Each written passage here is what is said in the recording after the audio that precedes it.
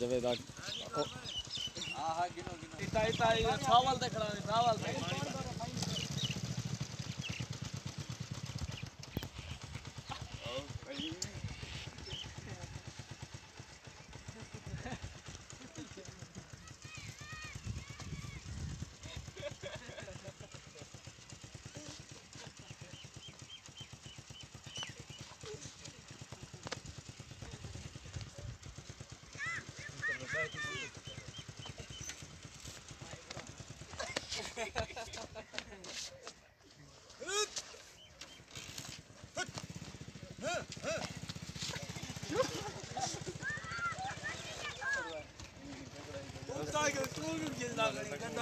सारी वीडियो है तो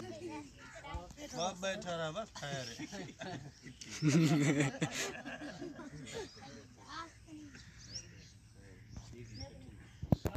हाइब्रिड मेरे दम हो गया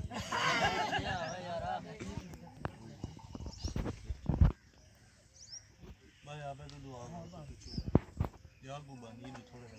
ये सामने भाई मैं वीडियो हर पास दर्शन करा सही सिगरेट पी थोड़ा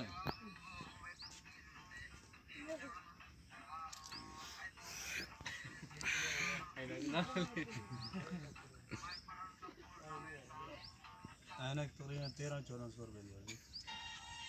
खाना ये घर मुल्क से